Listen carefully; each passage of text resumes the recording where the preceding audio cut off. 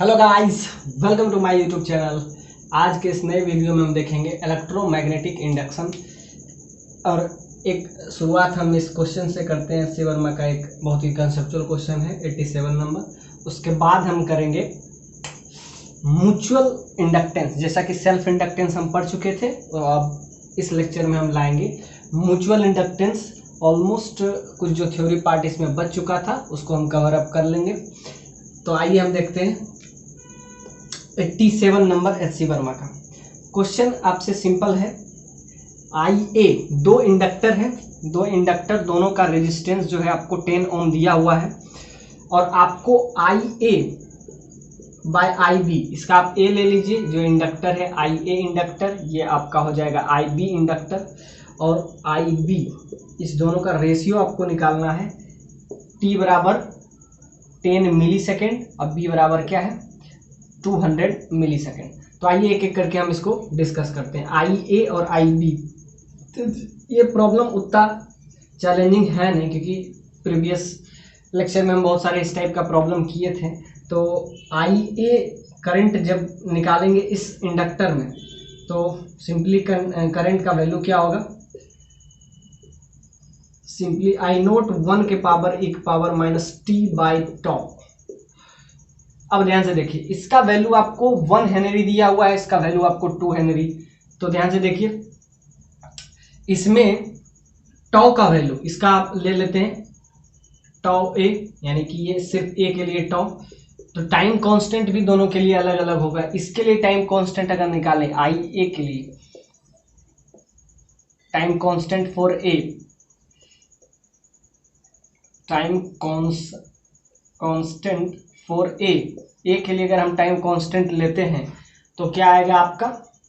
इसके लिए अगर टाइम कांस्टेंट लेते हैं तो टाइम कांस्टेंट का वैल्यू होता है tau is equal to R by L by R, L by R. ये आपका हो गया टाइम कांस्टेंट।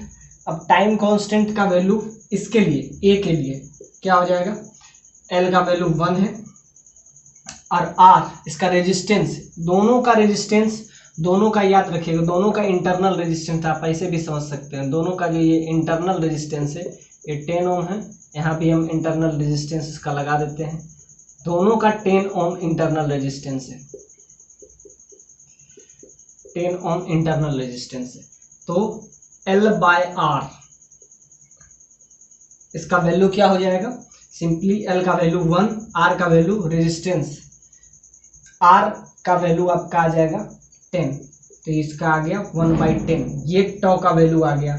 तो आई ए निकल जाएगा यहाँ से, करंट क्या हो जाएगा आई नोट इंटू 1 के power E bye minus T by toe. Time भी पता है, टॉ भी पता है। अब ध्यान से देखिए, आई नोट का वैल्यू क्या होगा, आई नोट आपको पता है ई बाय आर होता है आई नोट। अब ई आपको पता है, इसका 2 वोल्ट दिया हुआ है। रेजिस्टेंस, अब ध्यान से देखिए, ये दोनों रेजिस्टेंस आपस में आपको कौन सा कनेक्शन दिख रहा है, ऑफ कोर्स सीरीज कॉम्बिनेशन दिख रहा होगा, सीरीज कॉम्बिनेशन। तो टोटल अगर आर इफेक्टिव देखते हैं, आर इफेक्टिव का वैल्यू सिंपली हो जाएगा 10 + 10 यू विल गेट 20 ओम। तो ध्यान से देखिए 20 ओम आपको निकल गया आर इफेक्टिव। तो आर इफेक्टिव निकल गया, तो यहाँ से सिंपली आई नोट का वैल्यू निकाल लेंगे। तो आर इफेक्टिव आपका आ गया 20 ओम डिवाइडेड बाय आर इफेक्टिव आपका 20 ओम। ईएमएफ आपको दे दिया हुआ है 2 वोल्ट डिवाइडेड बाय 20 ओम। तो यहाँ से आपका करंट आ जाएगा सिंपली 1/10। करंट का वैल्यू आपका आ जाएगा 1/10। तो यहाँ पे लिख देंगे 1/10, 1 माइनस ई की पावर, टाइम आपको दे दिया हुआ है, टाइम आपको 100 मिली, यानी 100 इंटू 10⁻³ इतना सेकेंड डिवाइडेड बाई टॉ। टॉ का वैल्यू आपको 1/10। अब ध्यान से देखिए, ये आपका आ जाएगा 2 0 कैंसिल हो जाएगा, तो 1/10 से 1/10 कैंसिल, दोनों सेम आ गया।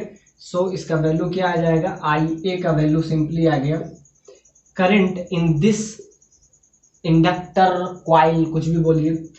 अब ध्यान से देखिए, यहाँ से आपका आ जाएगा 1/10 इंटू 1 माइनस ई की पावर -1, e⁻⁻1 का वैल्यू हम बता चुके हैं 0.37 होता है। अब बस इसका वैल्यू रख देंगे तो ये आपका आ जाएगा 1/10 इंटू 0.63, ये रख दीजिएगा तो 0.63 और इसको आ जाएगा सिंपली 0.063 एम्पियर करंट आपका आ जाएगा किसमें, ये फर्स्ट वाले में आ जाएगा, इतना आपको आ जाएगा फर्स्ट वाले में। तो IB निकालेंगे तो उसके लिए भी फिर से हम टॉ का वैल्यू निकालेंगे और दोनों का रेशियो आपसे पूछा है, तो IB ऐसे ही निकालेंगे। तो टॉ फॉर B के लिए टॉ का वैल्यू क्या हो जाएगा, 2/10 हो जाएगा, L/R, L के केस इसमें हो जाएगा 2 हेनरी डिवाइडेड बाय 10, सो यहाँ से आपका आ जाएगा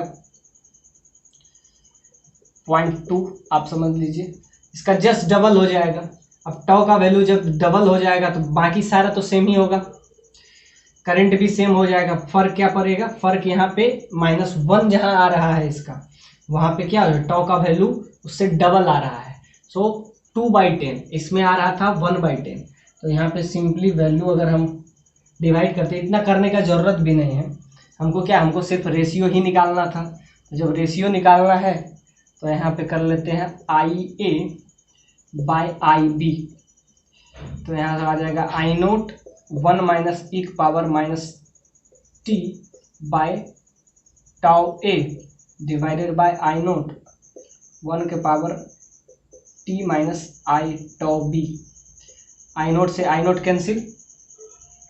अब यहाँ से आप ध्यान से देखिए, यहाँ पे आ जाएगा 0.37, क्योंकि यहाँ पे वैल्यू 1 आ जाता है और यहाँ पे वैल्यू क्या आ जाएगा, टॉ, सिंपली टॉ डबल है उसका। जब डबल है तो ध्यान से देखिए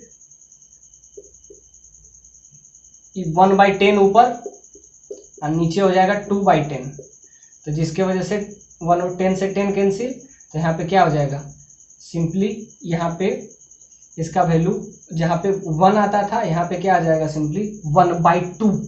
तो यहाँ पे ध्यान से देखिए ई का पावर क्या हो जाएगा, ई का पावर वहाँ पे हो जाता था -1, यहाँ पे हो जाएगा ई की पावर 1/2 विथ नेगेटिव साइन। तो ध्यान से देखिए ई का रूट आ जाएगा। अब ध्यान से देखिए नीचे क्या आ जाएगा, ई का रूट 1 माइनस ई की पावर 1/2। तो ये आप आ गया आपका रेशियो। अब इसका वैल्यू आपको वहाँ पे दिया भी बहुत जगह रहता है, तो ये अब ध्यान से देखिए दूसरे में आप क्या है, टी बराबर पुट कर देना है, टी बराबर 200 मिली, बस यही काम करना है। ये क्वेश्चन था आपका 87 नंबर, जिससे आपको क्लियर हो जाएगा करंट इंडक्टर में किस टाइप से